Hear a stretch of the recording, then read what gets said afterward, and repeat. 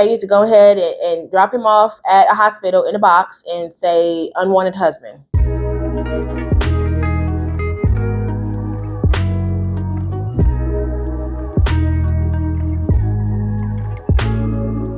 Hey, what is up, society? It is your favorite wannabe influencer and sovereign, Koi, and welcome back to another video. If you read that title like I know that y'all did, you already know we're getting back into these Reddit stories. So if you guys want to see me read Reddit stories, then keep on watching. All right, guys, let's get into the video. First story. Am I the a-hole for telling my husband he can no longer comment on my weight? I, 24 female, and my husband, 24 male, have been married for 2 years. We met when I was one size smaller, and me and my husband get into arguments a lot over my weight and appearance. Girl, why are you even still with this man? You were one size smaller, okay? So you went from a size 12 to a size 14, and? Hello, think that I save lives. Continuing. He says that I took better care of myself when we met, which in my opinion is not true. I always make an effort to go to the salon every 2 weeks to get wax, eyelashes, nails, etc. done. I also go to the gym at 5 a.m. Monday through Friday before going to work. I probably eat 2 to 3 times a day, I probably eat 2 to 3 times a day, not a big snacker. And I cook a lot, so I don't eat out a lot and eat junk food. But even if I do these things, it's hard to lose weight because I'm diagnosed with PCOS. It's not impossible for me to lose weight, but it's harder. Well, duh, you have a medical condition. My husband saw old pictures of me 6 years ago when I used to be a college lacrosse player. I was at my fittest back then. And mind you, I used to work out Monday to Friday, 3 hours, and Saturdays 1 hour, and rest on Sundays. Girl, that's dedication. 6 days a week? My husband will comment, you look so much better back then. I wish you could look like you did back then. My wife looks so much better on my arm being thinner. I get it. I looked great back then, but I'm also not 17 or 18 years old anymore, period. He thinks his comments are encouraging, and I tell him, how are they encouraging if they always start an argument? So to keep the peace, I ask that he stop commenting on my weight and appearance. He says it's not fair to keep his opinions of his wife to himself, and that I can't ask him to stop commenting on my weight and appearance. But those comments hurt my feelings more than encourage.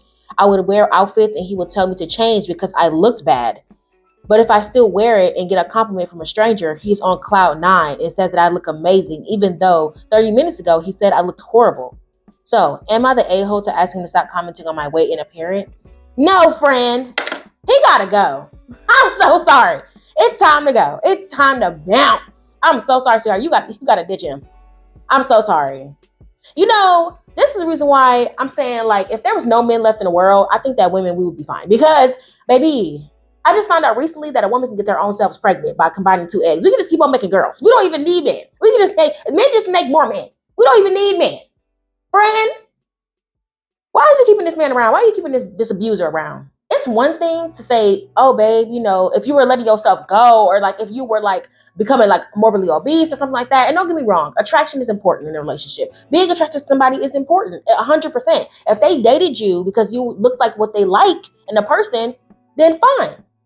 But at the end of the day, that is still your husband. So it's like at some point it has to be some type of love there.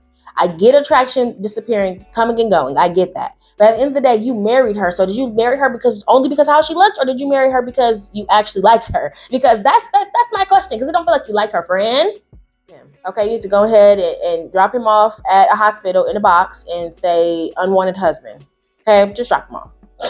Because the comments are unnecessary. Like, you're not even 40, 50, 60 pounds bigger. You're not even like a completely different shape, a completely different look. You just aren't as skinny as you was. And we need to get away from this whole thought process of, oh, I have to look like how I looked when I was 16. No, you don't, friend. Your body doesn't work like that. Some people do stay the same size their whole life. That's great for them, but most of us don't do that. Most of us get bigger. Some of us, our skin sags, all that stuff happens to us, okay? We age. And with age comes weight gain. That's why you see a lot of older people who are a little bit heavier. Granted, you could lose some weight, but who wants to do that? Just let your body, honey. And at the end of the day, you have PCOS. But y'all put that up on the screen somewhere around here. Like, that's a medical condition that makes things so much harder for people to lose weight, which you've already mentioned. So the fact that your husband doesn't even consider that And then he just sitting around waiting for other men to give his wife brownie points. See, this is the same type of man that if you were to leave him and get with somebody else, and that man loved every single ounce of you, all your stretch marks, your curves, everything, he would be butthurt. You know what? He like Mike. There we go. He is Mike from freaking Why Did I Get Married? That's who he is, okay? He cheated on Sheila, okay? Cheated on Sheila for Trina, the 80-20 rule, thinking that he was going to get him a banging wife. When Sheila was cooking for him, she was being there for him, she was taking care of him, she was praying for him. She was a wonderful wife to this man. But he was too obsessed with the look of a woman rather than a woman in and of itself. And so when he got with Miss Trina and she didn't cook, she didn't clean, she didn't do nothing wifely, she went and shopped. He got hit with the biggest freaking wave of his life, and now he's trying to sniggle his little self back into Sheila's life when she got her new man. No! Go ahead and dump Mike like Sheila did and go ahead and get you a Troy, honey. Go up to that mountaintop, okay? Next story. Am I the a-hole if I told my wife the reason she does not have male friends is because she slept with them? Oh! I kind of grazed through this title, y'all. So I kind of okay. My wife, 55, and I, 50, have been married for 20 years. When we got engaged, I asked that we not keep in touch with former lovers, friends with benefits, or exes. My wife agreed.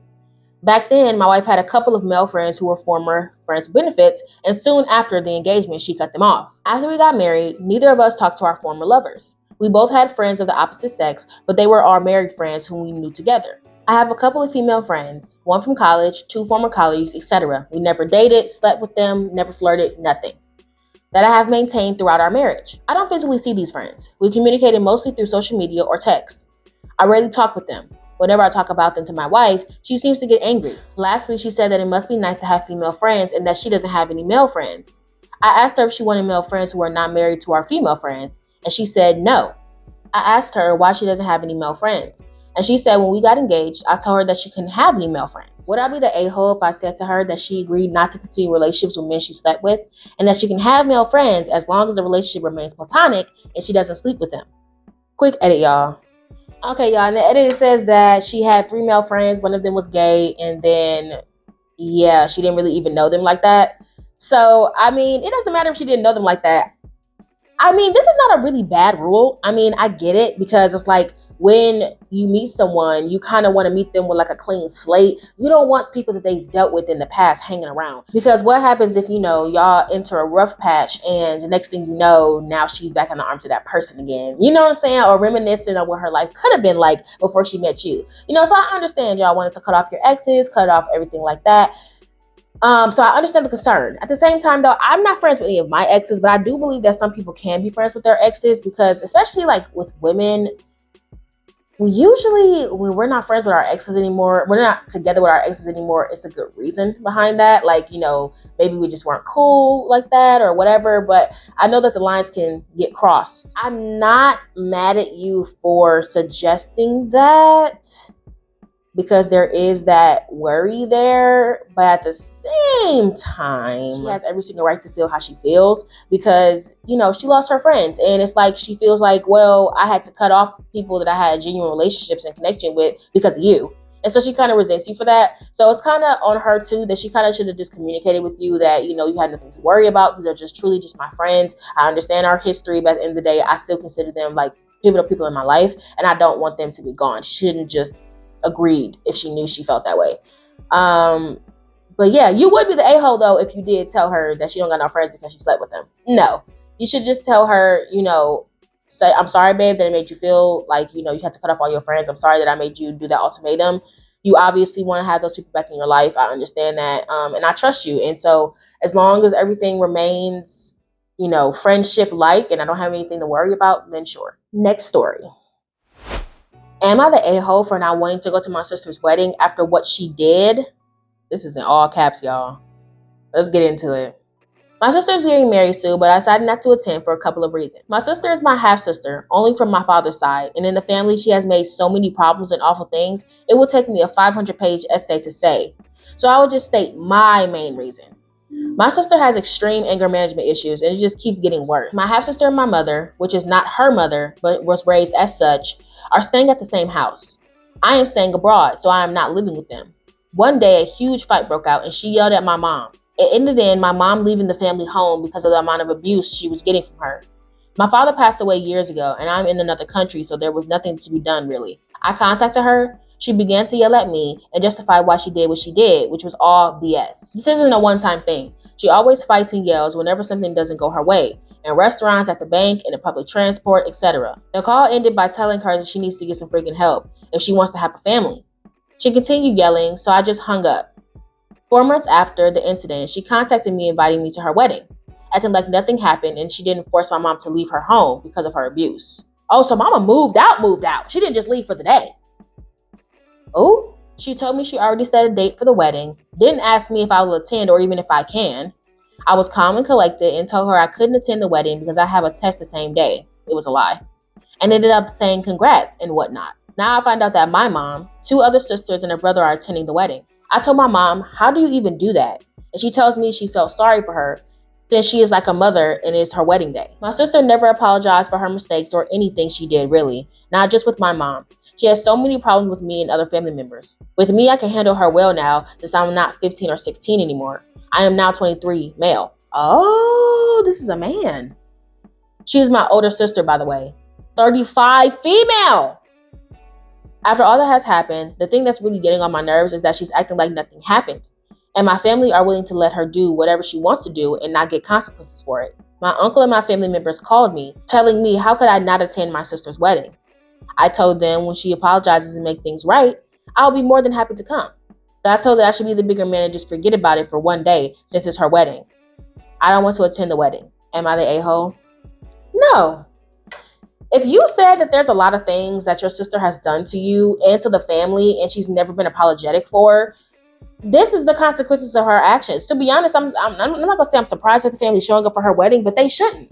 They shouldn't, because this will be the consequences of her actions. You 35, ma'am.